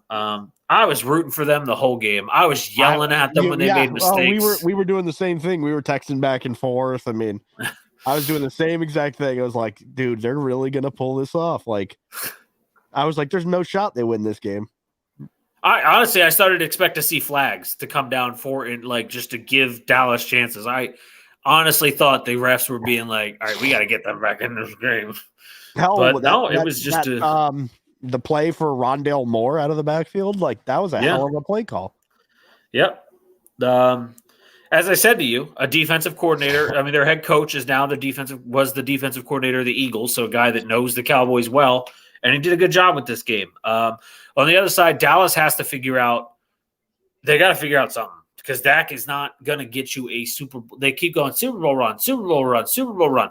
No, you're going to run into the Eagles or the Niners, and that's where you're going to end every single time. Yeah. Honestly, I don't know if you're good enough to beat Detroit or Seattle, especially with Trayvon Diggs out. You're not good enough to beat Seattle. Round bounce every year. If they make the playoffs, first round bounce. But it's just, it was funny because Gerald McCoy was like on NFL Network before the game was yesterday. He was like, you guys can fucking win the NFC. He goes, you could be the 1 seed. I don't care. He goes, what will happen is San Francisco will come visit you and eliminate you. And he was talking to Michael Irvin. Yeah. And I was like, yep, they could even be the 1 seed. And I still don't think they're going. Oh, no. But yeah, I don't know. Dallas Cowboys fans, you got a lot of worries because we can say offensive linemen, but the Ravens don't have linemen. The Packers are missing linemen. You guys have got to, if you're going to be a Super Bowl team, the injuries, you got to be able to win with them. Yeah, you got to be able to play through them. And what a bad Stafford pick. What a bad Stafford pick. Oh, John. He, under pressure, tried to get out of it, stepped up and threw a sidearm ball while he was being wrapped, and it just, yeah. Not good. That was just a John Stafford pick. Makes sense. And I see 22-3. Are the Eagles driving again? No, they just got a safety. Oh, okay. All right, so there's that game. I don't turn know. Back into a pumpkin.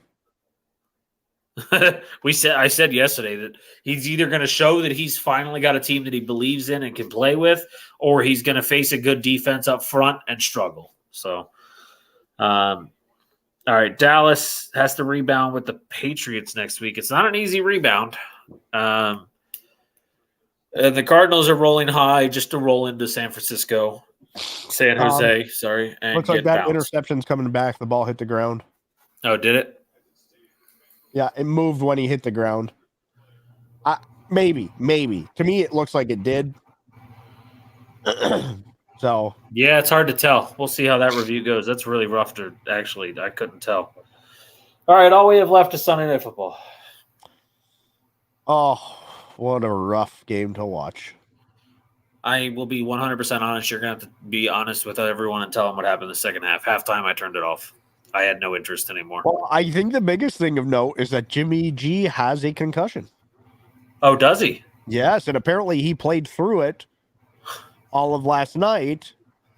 And Nobody pulled him from the game. He didn't say anything, but today he was diagnosed with a concussion. Yikes. So 3 just- picks. Yep. I mean, the last one, I understand he was trying to force it up the sideline to get out of bounds, and that's the only place you can really throw that ball. But I mean, the fact that you just couldn't do anything outside of Davante Adams, it's not going to work. Not in the NFL. No. I think McDaniel's seat is becoming hotter by the day. Yeah, I think honestly right now, if I had to tell you the truth. I forgot. The worst thing was you're down by 8 and you decide to kick a field goal. I didn't know how late that was, so I didn't actually look into it. 2 minutes and 22 seconds to go in the game. Yeah, no. From 44 yards, I mean, like, you got to take the shot for the first down there. Yeah. No, yeah, you got to. No. So for the Raiders, all I can say about this game is, once again, Max Crosby had his moments, but otherwise there was no pressure. And as you said, I mean, the concussion I didn't know about, but 3 interceptions in this game. Like you said, the one is kind of that force the ball down the field to try and get, it's the final drive type interception. They're fine. They're just what they are. Yeah. But the 2 other interceptions after 3 interceptions last week, not a good look for Jimmy G right now.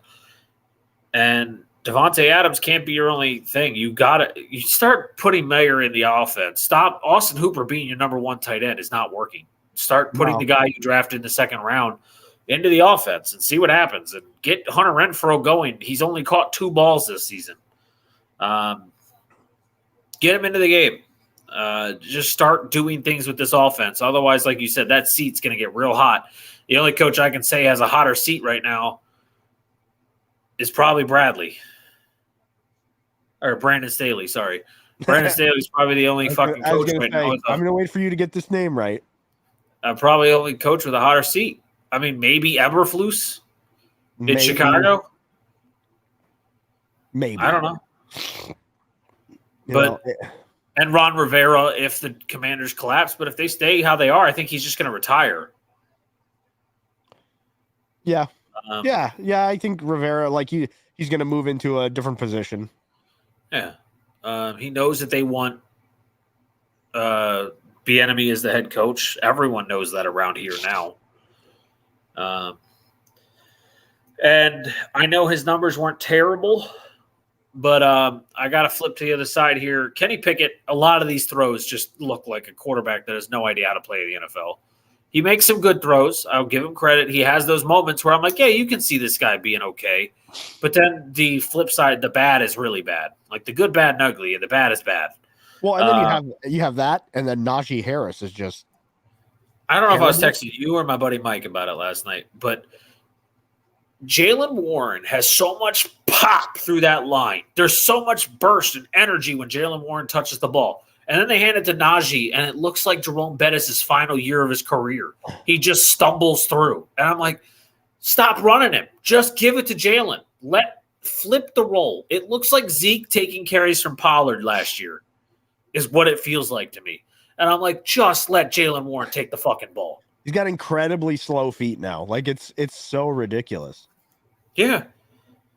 And I know it sucks for fantasy people because some people believed in Najee, even though we told people don't.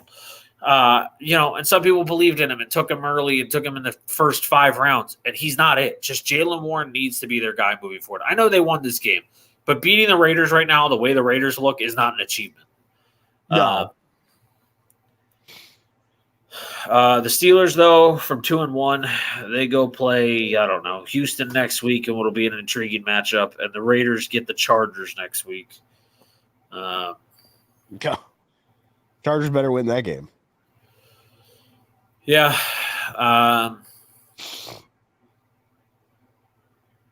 It's 4th and 18. So you guys got to keep the pick. And did nothing with it. 4th and 18. Well, actually, T. Higgins just caught a long pass, but he had a heavy push off, and they called him on. Yeah, he shoved I don't remember that guy's name. Witherspoon. Yeah. Witherspoon, thank you. He shoved him way off. Why did you not fair catch that, Kyron? Are you? I mean, you're Notre Dame. Maybe you just want to get your injury out of the way. I don't know. It's coming. But I don't know. I wasn't impressed by either team. Like I said, I try to watch these games now. Like I'm excited to watch the end of this Monday night game. Not so much the other one, as it already looks like Philly's back in the red zone according to the top of the screen. I just have I couldn't watch it last night. I literally had no interest watching the Steelers and Raiders. They both looked so bad that I was like, the only thing fun to watch was Highsmith and Watt and then Crosby. That was the only fun I was enjoying. And I was like, it's just so bad. Even Devontae just does his thing, right? But it's like, yeah, I was like, throughout the game, I was like, there's Devontae. His catches, like it's like they take having him for granted, and they don't just turn his big catches into points. Yeah, I wish we could get him back. Yeah. But other than that, I mean, I think what's very nice about the NFL is the parity we're seeing. With teams winning and losing. I do like the addition of the lock of the week and the upset of the week, because again, you look at a game and you're like, yep, this one's a certainty. And then you're like, well, it turned out that was not certain. Yeah, and look at our upsets. I actually felt all right this week going with the Commanders on the Bills. They got shit on. You went with the Bucks. They're about to get shit on. I'm like, all right, well, we were a little off this week, but last week we were all right. So yeah, it is what it is. It's enjoyable. I said Judon for 4 sacks. That didn't happen, but it's 4 sacks is a high number anyway. But I just thought maybe that Zach Wilson would have been the guy. Instead, I should have said Myles Garrett with 4. I would have only been off by a half sack. Yeah, and he had them quick too. And it wasn't like that happened anything in the back half of the game. It happened early. Yeah. But that's everything for this. We still got to pick Thursday and Sunday morning game. I don't know. It's Detroit visiting Green Bay. With all the injuries, I'm going to tell you right now, I'm going to roll Lions. Yeah, I think that's the way I'm leaning right now. I think that we're okay if we get Jair back and he can shut down Amon-Ra, then I think we have a shot. Without him, I don't. Quay Walker's been playing really well at middle linebacker this season for the Pack, so I'm not too worried about the tight end. But if we don't have Jair back, I think Amon-Ra is going to open up Sam Laporta, which is going to be just too deadly. And if we don't have Christian Watson, we just need to start getting a guy in there that can be a burner consistently. Jaden Reed looks okay. Tavarian Wims looks okay. But, we need a guy who can be our true wide receiver 1 finally this season. But I just don't know. So all these injuries, I'm going to take the Lions. I will say this. If Jair and not even Watson. If Jair and Aaron Jones play, I'll take the Pack. I'll tell you beforehand, but everyone heard it here. So right now, Detroit is a 1-point favorite on the road, 53.7% on the pick'em for the Lions, 46 for Green Bay. I'm leaning here with you. I know, these games are always a little bit tougher because even with injuries, it's division, and it's basically for the top of the division right now. It's division on a short week with 2 teams that know each other and play each other very well. I do not. Like you said, I don't like Green Bay if Aaron Jones, Jair, Christian Watson, Elgton Jenkins, and Bakhtiari are out. Yeah. I mean, that's... Oof. So right now, I think I'm going to go with the Lions as well. I'm not comfortable with that pick, but I just think barring the injuries. Yeah, I'll text you Thursday when I get the injury report, and that'll be my official pick, and then I'll write it down. I'm not writing anything down for this one just because I'm not sure on injuries. Yeah, it's kind of a rough one for the time being. Yeah. Now, Sunday morning, Falcons, Jags in London. I'm going Jags. I think they'll bounce back okay, but they're also in London, and they play really well in London. So yeah, that's what I was going to say. They play incredibly well in London for some reason. Yeah, so I'll go Jags. How you feeling? I'm also leaning the Jags here. I just want to take a look at the line. I think a bounce back game for them would be pretty big. Right now, obviously, you're just looking at questionables for the week, but nothing new for the Jags. Looks like they are a 3-point favorite in London. Does So, that count as a home game, even though it's a home game on the betting odds? I don't know how that works. I don't know how it works on the betting odds because they are technically the home team. And this is like, their thing they do. Yeah, I feel like Trevor Lawrence is Jalen. due here.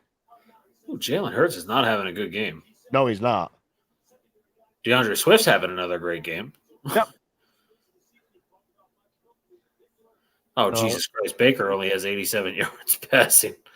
It has been raining pretty hard intermittently. So it looks like that made the game pretty sloppy because right after they picked off Jalen Hurts, on the next play, they made a pass play and they fumbled it back to him. What in the fuck did you do to your name? Rough translation. Oh, my God. Oh, my Lord. What? Stafford just got creamed. Oh, yeah. Dax Hill just massacred him. Came I off see you changed it, but, bro, I don't speak Maori, so I don't know what that says. Yeah, you have to break it down. We're going to have an a Chan thing again here. You're going to change it. You can't change it again. It takes 30 days. Or 60 days? 90 days? I don't remember. Twitch is like 60 or 90 days. It's definitely not 30. Just means my name is Kiwi in Te Reo. Is that the Maori language? I don't know what the fuck that language is. Is it a dialect? Okay. Yeah. Makes sense. I just had to ask because I was like, I don't know. Whew.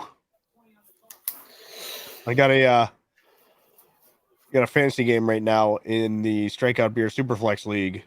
And right now, the difference between me and the other guy is less than 3/4 of a, not even. So let's see, 346.92 to 347.28. So 0.3 points essentially. I'm actually about to check mine at the current moment. I don't think I had anyone tonight. Oh, I have Nakua. Yeah, that one I got smoked this week. My team sucked. Yeah, I'm gonna lose unless Nakua puts up something pretty. I put Keandre Miller in, assuming he would do something against the Pack, and he did nothing. I'm just sitting here looking at A-Chain sitting on my bench, being like, Let's see the other league real quick. Our league, I'm up by a lot. Yeah, I was gonna say in our league it was pretty much over once my wide receivers played. For me, it was just Lamar Jackson, and then Kyle Hamilton put up 15. He outscored every offensive player on my team except for Lamar Jackson. Fucking love Kyle Hamilton.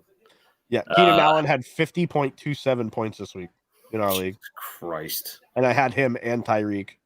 And then in my cousin's league, I haven't won unless AJ Brown gets him another 9 points. I mean, he probably put up a ton of points for you if you played him. Yeah. Yeah, I know my buddy played him in one league because he had 2 injuries at running back, and he was like, why not? And I was like, well, that panned the fuck out. 200 and something yards and 3 touchdowns, I think. 4 touchdowns, 2 receiving, 2 running. That's fucking nuts. Can you imagine scoring 10 touchdowns in an NFL football game? Like, it's just, that's mind-boggling to me. And against Sean Payton. Who, by the way, one of the last big blowout games in the NFL was Sean Payton hanging up like 63 or 65 on somebody. I do want to point out, yeah, I saw your Boogie. I saw your post in our Discord, and I was like, that is a lot of injuries. I do want to point out that last year in September, Sean Payton did say that he thinks Tua will eventually wind up a backup in the NFL. And then Tua just dropped 70 on him a year later.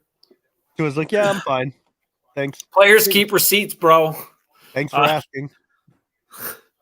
All right, let's see before we get out of here. Anyone to raid? Monday nights haven't been great for rating. I don't know why. I think people are watching football. Yeah, but like most of the gaming friends I have are like, "Oh, you watch sports?" And I'm like, "Yeah." And they're like, "Oh, we don't." I'm like, "Oh, okay." Yeah. Like, I'm like, like even our good buddy Grizzly, like he doesn't watch sports, but I know he doesn't stream this late. Yeah, he gets his beauty sleep, you know? Yeah, that, and he's got to spend some time taking care of that gorgeous beard of his that I wish I could have.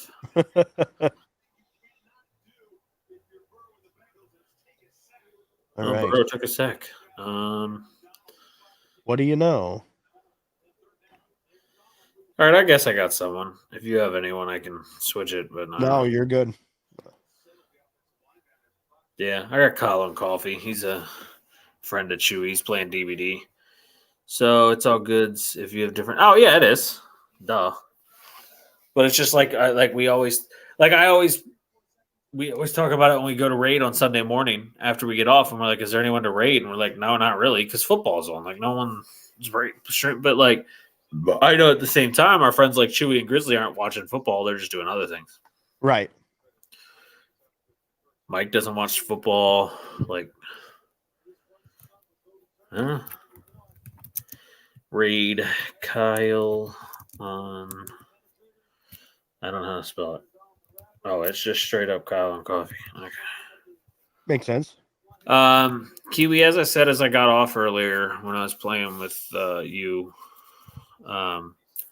if you need anything, let me know. I know you're going through some shit, so was there? Never mind. Good. I'm glad you had fun playing Mystery Heroes with Oscar. Not real comp, but yes, Mystery Heroes version. All right, we're gonna raid. We'll be back Sunday morning at 11:30. Remember, everybody, injuries galore. I'll post in our Discord updates about the Packers and Lions game and the Jags Falcons game before they go live Sunday morning at 9:30. We are always around to chit chat sports. If you check out our TikTok and our YouTube, they're gonna continue to have clips. I'm going to start to swallow my embarrassment of my face that I just don't like and stuff because I try not to post myself ever. I'm going to start making like little reaction videos to games and stuff and plays and stuff for our TikTok as well, just to put content in. So like just live, like this just happened, like when something big happens, and like just post a quick 15-second video explaining it or talking about it. 6-6 at half, by the way. Rams. I see McPherson just hit a long one to tie it. Yeah. So, all right, guys, enjoy the raid with Kyle. Hang out with Kyle. He's a good DVD player. He's a good, fun guy. One of Chewy's friends. They're pretty good people over there. But we'll be back Sunday, 11:30 Eastern time in the morning. Enjoy some football tonight. Enjoy your week. Be safe. Be smart. And try and have yourselves a good week.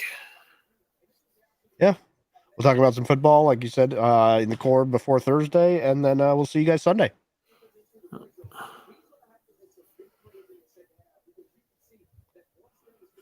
Oh, yeah.